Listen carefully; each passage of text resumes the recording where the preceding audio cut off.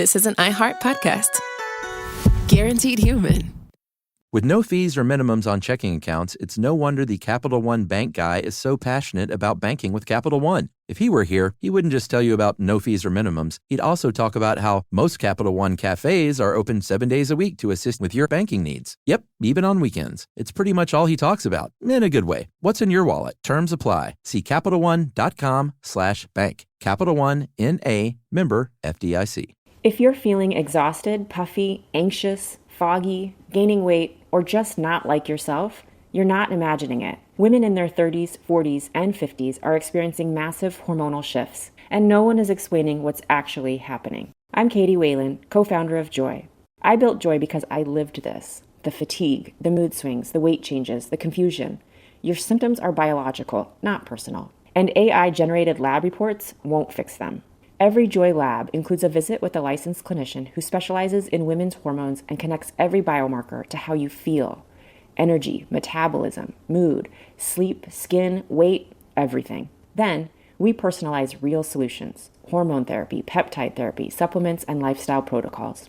Get started at joyandblokes.com today. This month, new customers get 50% off labs, and you can add our estrogen face cream for just $1 with clinician approval. Use promo code PODCAST at joyandblokes.com. Brought to you by the reinvented 2012 Camry. It's ready. Are you? Welcome to Stuff You Should Know from HowStuffWorks.com.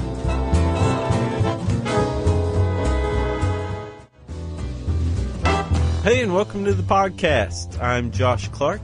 With me, as always, is Charles W. Light as Meringue Bryant. I've never heard that term, light as meringue, until you just said it before we recorded. I think I made it up. It is light. Oh, yeah. That's beats light as a feather. That's old. Yeah. Kidding me? So, Chuck. Yes, Josh. Do you remember when you started a podcast with Punkin' Chunkin', Punkin' Chunkin', Punkin' Chunkin'? I do remember that. We've been talking about that a lot, and I don't know exactly when this podcast is coming out, but I imagine it's going to be right around the time that the show Punkin' Chunkin' and the Road to Punkin' Chunkin' premieres on the Science Channel, which is the day that was formerly known as Thanksgiving. Sure. Until the Science Channel took it over with Punkin' Chunkin'. Right. Now it's Punkin' Chunkin' Day, right? Indeed. Do you have a clue what Punkin' Chunkin' is? I do. Well, let's talk about it. Well, let's talk about a lot of unusual town festivals, Josh. That's fine with me, because I got a whole list of them right here, Let's do a podcast where you don't hear words like hypothalamus and hypocalamus and hippopotamus. Okay. Let's do a fun one. Okay, or Clovis Police. Or Clovis Police.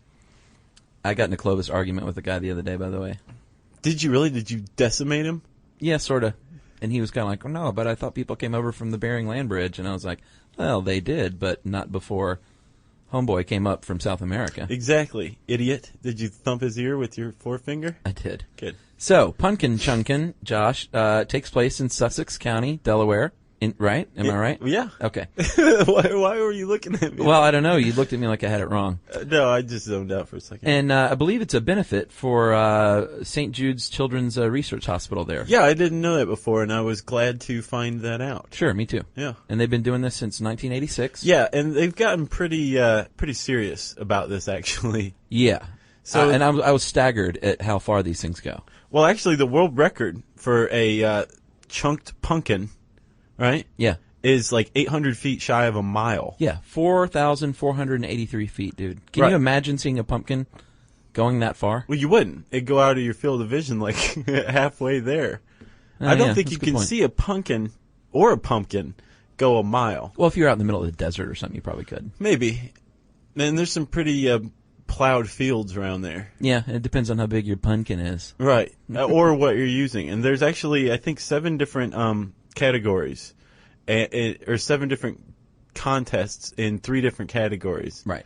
There's centrifuges, which spin around real fast and then release them. Okay. There is the catapult. Sure, tried and true. And then there's the air cannons. And the air cannons are the ones that everybody shows up for. Are those the ones that win? You want to shoot a pumpkin a mile, you use an air cannon. Right. Have you seen these things? To go onto the DMC and check it out? I watched it. It was pretty cool. Yeah. There were some that are, what would that be called? vehicle based. Okay. So you drive these things up, and they look like howitzers. Right. And they will shoot a pumpkin a mile. Wow. It's pretty cool because you think like, oh, okay, well, you know, they're going to shoot a pumpkin out of an air cannon, and it's going to go a mile, and then we'll all break for 20 minutes and go get a drink while the next guy loads up. No. Right. This year at Wheatley Farm, they shot 2,000 pumpkins. Yeah. So there's nonstop action, I would imagine. Yeah, it's pretty cool. And there's all kinds of other stuff they do there, like pie making contests, of course, and music. Most of these festivals that we're going to talk about have music and food ingestion as part of it. Yes. Because what's a festival without music and food ingestion? Well, I don't know. It's not a festival. I don't know that we should spoil who won because we've got the results right here. Oh yeah, sure. We probably shouldn't. No, so let's just not talk about that anymore. What was it they flung on? Did you used to watch Northern Exposure? Huh? What did they fling on that show? Pooh? No, they flung. A piano. Yeah, they used like a catapult or something, right? Yeah, something like that. It was that awesome. I forgot all about that. So good. That one was almost as good as the one where Chris grabbed all the lamps in town. Oh, and yeah. strung them up downtown. Yeah. And just lit the whole down. Oh, it was awesome. He was a great character. I wonder what happened to that guy. He was. He really could have gone overboard with it, but he didn't. Mm-hmm. Okay, so that's Pumpkin Chunkin'. It's held in early November every year, right? In Delaware. In Delaware, right? Yes. Let's go elsewhere, Chuck. Where would you like to go? Because we got a bunch of these. I know that you're going to stone me for going straight to Nederland, Colorado. Yeah. But why not talk about the Frozen Dead Guy Days Festival? This is so weird. Yeah. Yeah. So this is an actual festival in March in Colorado, so it's already cold. Right. Started in 1994, is that right? Oh, no, 2002 is when the festival started. Right. But its roots go back to 1994. Well, actually, it goes back to 1989 when Grandpa Brado Morstol Right. died. Sure.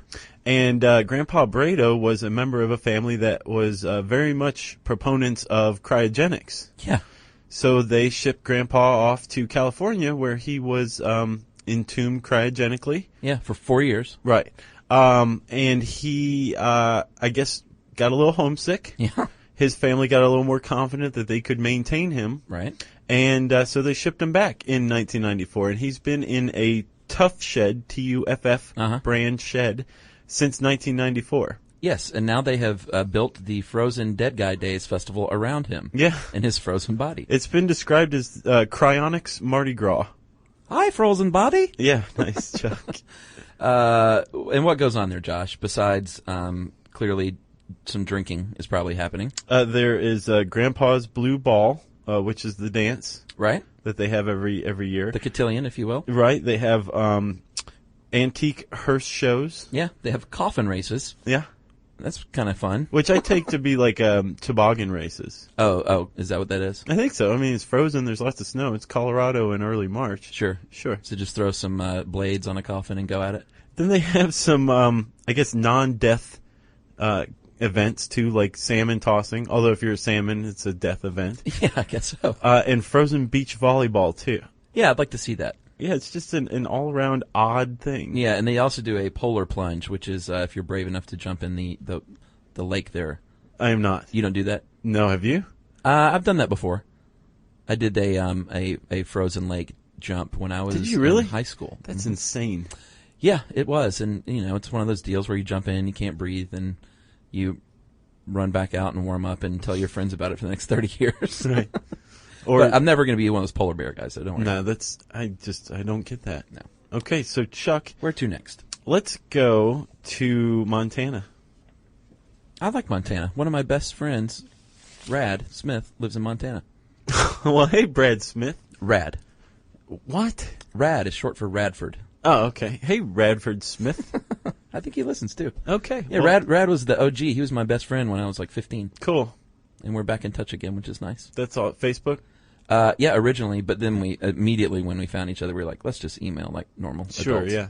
Yeah. Emailing over Facebook is weird. No, I don't do that. So, Chuck, we're in Montana, and we're at the Rock Creek Lodge in Clinton, Montana. Clinton. I think that's how you pronounce it. Is it Clinton? I think it's just Clinton. Oh, okay.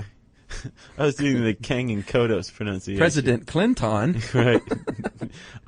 And every year in September, they hold the Testicle Festival. Yeah. Rocky Mountain oysters, as most people might know this by, are... Or Montana tendergroin. Yeah, I like that too. This is one of the punniest festivals I've ever heard of in my life. It is. Chris Paulette probably goes every year. A little bit. Everyone knows that the Rocky Mountain oyster is a nice way of saying that you eat bull's testicles. Right. And it's a real thing. It's really on the menu in a lot of restaurants. Apparently it came off of the trail, off of the cattle drive trail, where I guess Cookie would take recently castrated bull's testicles and toss them in a fire. And I guess they're really easy to cook because they just pop open when they're ready. Oh, wow. Yeah. I just got to chill. I have a confession to make. Let's hear. You've had them. I have not. Oh, okay. You really want to go? I am definitely going to this next year. I want to try this. Plus Montana's awesome. Yeah. It looks like a great time. What else can you do there, Josh? I know you can have, there's music, of course. There is a hairy chest contest. Yeah. Which is, I'm not sure what that has to do with bull's testicles. I guess they put hair on your chest. Yeah. I guess that makes sense. A wet T-shirt contest, which is always fun at a bull testicle contest. Mm-hmm. And a bull chip throwing. So I guess like a cow pie sometimes can flatten out and harden like a Frisbee. Sure. I guess it's the same thing. We can only hope so. It's a big one. There's 10,000 people that eat about 4,000 pounds of bull testicles. Yeah. I'll be one of them next September. Dude, that's great. And it's not the only one, though. It's not the only Rocky Mountain Oyster Festival in the U.S. There's another one in Texas, right? It is, Throckmorton, Texas. In Clinton. Throckmorton, Texas. And they do the same thing there, Josh. I know. They also, the one in Throckmorton actually has if you don't like bull's testicles, so if you're like 99% of the human population, sure. there is a Tastes Like Chicken cook-off competition where you can cook any weird thing you want. Yeah, but if you're not into bull's testicles, you're probably not going to... You're not going to be in Throckmorton in May. No, you're not going to be eating out of the Tastes Like Chicken line either. Right. Because I guarantee you it ain't chicken. No. Although that would be... delightfully ironic if somebody cooked chicken for the Taste Like Chicken competition. Does it taste like chicken? Yes, because it is. Yeah, exactly. That's what I would say. So that's the Testicle Festival and the World Championship Rocky Mountain Oyster Festival. I want to go overseas now, to Spain. Do you? España. Okay. Because this one is something that we podcasted on recently, the near-death experience. Yeah. There's actually the Festival of Near-Death Experience. Yes. Which is crazy. Chuck, this one is held in... Fiesta de Santa Marta de Rebarmente. Nice one, Chuck. Thank you. Which also translates to, as Chuck said, actually doesn't translate to it, but you can call it the Festival of Near-Death Experiences. The way Chuck said it would be the Festival of St. Martha of Ribarteme. Ribarteme. Actually, I think I pronounced it wrong, but you got it right. Yeah. Ribarteme. So, that's in July 29th every year. And St. Martha's actually the saint of death. Yeah. Right? Yeah, and this festival is actually for people specifically who have had near-death experiences. This one is, I'm glad we talked about the Frozen Dead Guy days. It's not like that. No. Although the people who are, I guess, the celebrants or the center of this festival, the people who've had near-death experiences, are carried into the main church in the town. What is it? Las Nieves? Yeah. And in coffins. Yeah, they're carried in coffins to a church service, from what I gather, where they get up and they tell their stories to everyone. Right. Which apparently also sound very much alike. There's that light at the end of the tunnel, all that stuff that we talked about in the Near-Death Experience podcast. But I guess if you want to go meet a bunch of people who've died and come back, this is your chance. I think if I went to as a imposter, which I'm known to do, yes. I would be one of the whatever small percentage of the people were that had the hellfire experience, just to spice things up.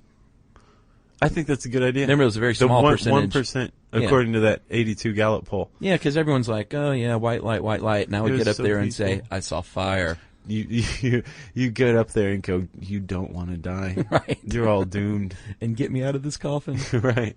So that is the, what's it called? Say it again, Chuck. The Fiesta de Santa Marta de Rebartema. Nice. Thank you. Was that Italian or Spanish accent? They're close. Where do you want to go next, dude? Well, we can't not talk about wife carrying.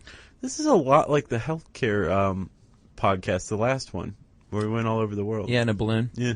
But this one's far less informative and educational Sure. in nature. Yeah, let's talk about wife carrying. So that would put us squarely in Finland, specifically Sonkajärvi, Finland. Yeah, they have letters that don't even look like letters. They have letters that don't even exist. And it is exactly as it sounds. There's no weird play on words here. It is actually, there are races where a man picks up his wife and carries her in whatever way you choose, whatever way you think is the best way to get across the finish line. Yeah. The quickest. And the one that's held in Finland is the World Championships. But these have popped up elsewhere, including in the United States. Yeah, but the one in Finland, dude, 8,000 people attend this thing. No, it's like the one. Like people who win in the United States or Hong Kong or Australia go to Finland to compete for the champs, right? Okay, the gotcha. championships. So you would think the Finnish are the best at this. And actually, a couple did win the 2009. But I want to point out they were not married. Really? As far as I know, they weren't married. The 2009 winners were, I'm about to butcher this, Taisto Miktieni. Okay. I'm so sorry, Taisto. And Christina Happening. She's one happening girl. So no, different last names. Uh-huh. And it said their cities, 2 different cities. But see, there aren't many rules to this. Right. But there are a couple. And one is that she must be over 17. Right. Over 108 pounds. Right. Meaning that she qualifies in the weight class. And if she doesn't weigh that much, they actually tie things to her to make her weigh that much. Right. So if your wife comes in at 100 pounds, they'll put an 8-pound weight around her waist. She's got like a set of silverware around her or something. Yeah. Yeah. And let's talk about the methods. Actually, as I was saying, that you would think the Finnish are the best. The Estonians are so good that they have their own method of carrying named after them. The Estonian method. Yeah. And I've seen pictures. Have you ever seen pictures of this? It looks like clearly the way to go. Because you can do the piggyback, but everyone knows that's not the way to go. No, because the center of gravity is lower. The weight is toward the your back. Sure. The carrier's back. The Estonian method is upside down like that, right? Well, yeah, it's your wife would put her legs around your head upside down, so her face is kind of around where your lower back is, and then she'll wrap her arms around your waist. Right. So the bulk of her weight, like the trunk and the bottom, are up on your shoulders. Yeah, it's like a human backpack. Very much so. Yes. And that's clearly the way to go because I believe wasn't that the method used when they broke the world record? I believe so. So Estonian is definitely the style you should, if you're intent on winning.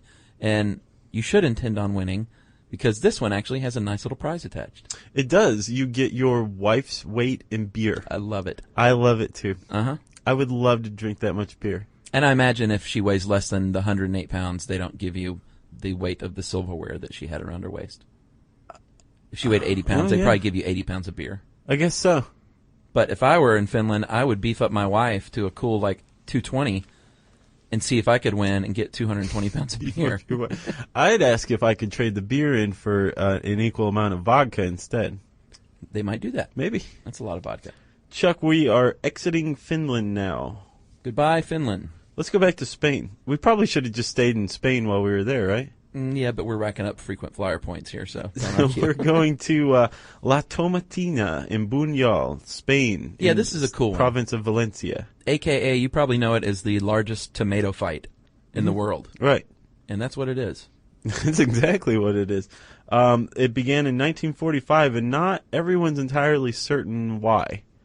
Yeah, there's different theories that these two friends got in a fight and it escalated to a food fight, and then everyone around them said, "This is kind of fun. Let's food fight with them."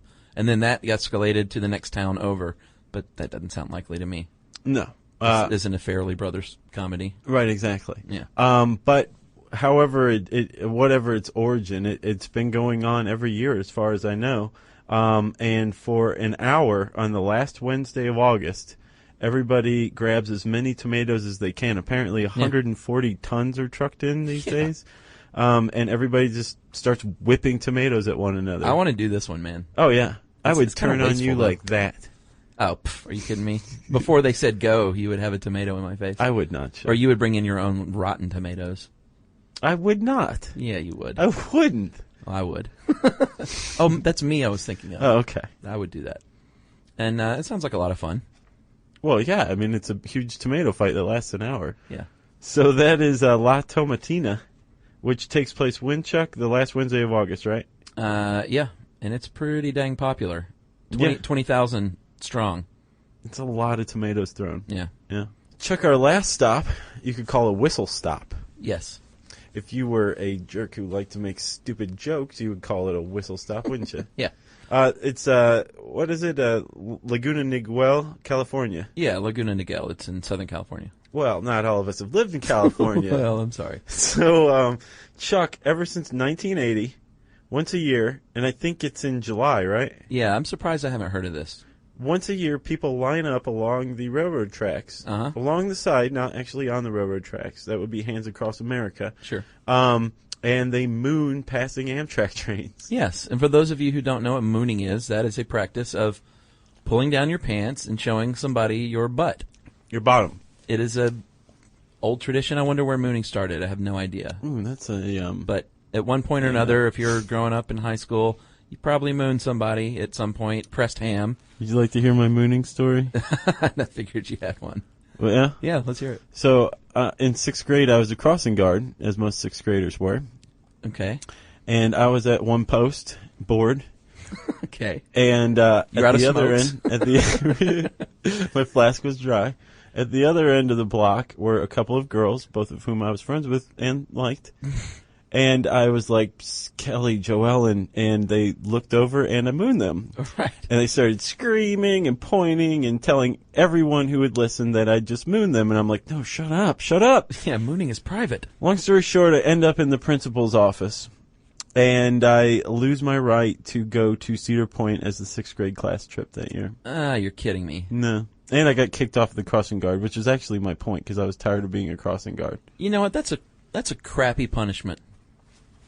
Your It principal is. was a jerk. Yes. He should have just kicked you off the crossing guard, but to not let you go to Cedar Point, No, I agree. that's cruel. It seemed a little much. This is the same principal, though, who was about to paddle me once, and as she was getting the paddle down, I was like, I think you might want to call my parents first. Oh, really? Yeah, and she was like, what? And called my parents, and my mom was like, you do not hit my child with the paddle. Yeah, see, you're a little younger And I was than like, me. I'm indulged. Capital punishment was kind of on its way out when you were coming around. She had the paddles. Yeah. Yeah. Well, my dad was my principal, as you know, so. I know, and I'll bet he paddled you relentlessly. He paddled me one time in school as principal. Wow. Yeah. I guess he kind of had to do that just to, say, I'm not above doing this. Yeah, isn't that to my crazy own to think son. about now, though, the principal actually hitting your child with wood? Yeah. It seems like something from the 18th century. Yeah, and they even had, manufactured paddles with, the air holes drilled in them. Yeah. So that, there was less drag. That's what he had. Yeah. This is all taped up, too. What is wrong with the older generations? I don't know, They're all man. nuts. It is weird to think And they're about. about to put a huge strain on our healthcare system. Thanks a lot for that. So back to mooning. Every year since 1980, they do that for some reason, and the police have good humor about it. They let it go as long as you don't take it too far and you don't expose other body parts. They say you can moon the trains, and they moon every train that goes by. Is that right? Yes, as far as I know. Uh-huh. And the cops are there. Just to make sure it's peaceful. Well, in 2008, no, to make sure people don't show their genitals. Well, and make sure it's peaceful. In 2008, the party got broken up because apparently people were like, it's not enough to bare my bottom. We'll just get naked. Yeah. And that's not Hey, Amtrak man, it's mooning day. Laguna Niguel, California. Yeah. I'm So, stripping down to nothing but my Tivas. Yeah, when was that? 2008 that they said enough's enough? Yeah, and I like their website. There's a series of questions like, what, when, where, why, that kind of thing. And there's one that says, who's in charge? And the answer is no one. Right. No one organizes or is responsible for this annual event. You just show up and pull your pants down. Right, yeah. Pretty Yeah. cool. Yeah, so if you happen to be there in Laguna Niguel, not to be confused with Laguna Niguel, its sister city elsewhere, on July 10th, 2010, you just ask where the Amtrak mooning party is. Yes. Yeah. So, boy, this was a good one. So I Chuck, feel like we're all just a little smarter. I've got some places I want to go. Yeah, me too. Rocky Mountain Oyster Festival. And Yeah. all that good Do you stuff. want to go? No. I'll just drop me off in Laguna Niguel, and I'll be mooning trains. Okay. Okay. That sounds good. So that is Unusual Town Festivals, and actually, if you type in festivals in the search bar at howstuffworks.com, it will bring up all manner of stuff. Yes. There's some pretty good stuff on there. And we're anticipating a million emails about your town's festival, too. Yes, we are, which you just saved me the ending. Yeah. So, Chuck, let's get just right into listener mail, shall we? Josh, I'm just going to call this, what am I going to call this? I'm going to call this boarding school email, and it made me laugh. Gone wrong? No, gone right. This is from Natalie in Massachusetts, and sometimes you just get these emails that are just kind of cute, and you just think, I'll just read it, what the heck. Okay. Guys, I'm a boarding high school student in Massachusetts. I sent an email a few months back about listening to podcasts at camp, and now I listen during silent study. At my school, I have silent study. Wait, is this your Natalie impression? Yeah, sure. Okay. From 7:30 to 9:30, and to make things interesting, I listen to your podcast, and it is a highlight of my day. I'm currently listening to the podcast that came out today, and I feel so much cooler than my roommate who was listening to the Pussycat Dolls. Oh, yeah. So, yeah, good for you. We are definitely cooler than the Pussycat Dolls, I assure you. You guys are way cooler than them. Yeah, Funny. see? She just said so. Yeah. I really enjoy your podcast on science, history, and music, but the economy and politics are not my fave, something you seem to enjoy. Josh, why do you want to chew on babies? Sorry for the interjection there. Ha He clearly doesn't really want to chew on babies. It's just that gnaw, like, rah, rah, rah, Yeah. that kind of thing. Or whatever. Now I supply my English teacher with extra credit questions with things I learned from the podcast, and I got the chance to teach the class and taught them about MK Ultra. Awesome. Pretty cool. Could you give me a shout out on the podcast so I can show the girls in my dorm how awesome I am? This is the shout out, Natalie. That would be the highlight of my life. Yes. Which is kind of depressing.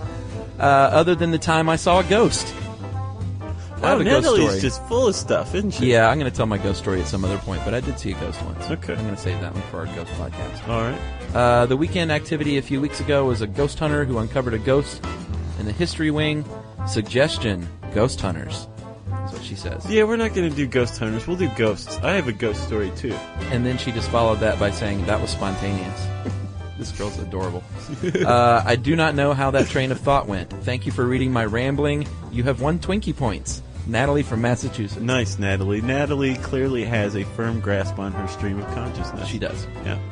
Well, if you have a firm grasp on your stream of consciousness, or you've ever seen the film Drugstore Cowboy, you can send us an email to stuffpodcast@howstuffworks.com. For more on this and thousands of other topics, visit howstuffworks.com. Want more How Stuff Works? Check out our blogs on the howstuffworks.com homepage. Brought to you by the reinvented 2012 Camry. It's ready. Are you? At CVS, it matters that we're not just in your community, but that we're part of it. It matters that we're here for you when you need us, day or night. And we want everyone to feel welcomed and rewarded. It matters that CVS is here to fill your prescriptions and here to fill your craving for a tasty and, healthy snack. At CVS, we're proud to serve your community because we believe where you get your medicine matters. So visit us at cvs.com or just come by our store. We can't wait to meet you. Store hours vary by location. If you're feeling exhausted, puffy, anxious, foggy, gaining weight, or just not like yourself, you're not imagining it. Women in their 30s, 40s, and 50s are experiencing massive hormonal shifts, and no one is explaining what's actually happening. I'm Katie Whalen, co-founder of Joy. I built Joy because I lived this. The fatigue, the mood swings, the weight changes, the confusion. Your symptoms are biological, not personal. And AI-generated lab reports won't fix them. Every Joy lab includes a visit with a licensed clinician who specializes in women's hormones and connects every biomarker to how you feel. Energy, metabolism, mood, sleep, skin, weight, everything. Then, we personalize real solutions: hormone therapy, peptide therapy, supplements, and lifestyle protocols. Get started at joyandblokes.com today. This month, new customers get 50% off labs, and you can add our estrogen face cream for just $1 with clinician approval. Use promo code PODCAST at joyandblokes.com. This is an iHeart podcast. Guaranteed human.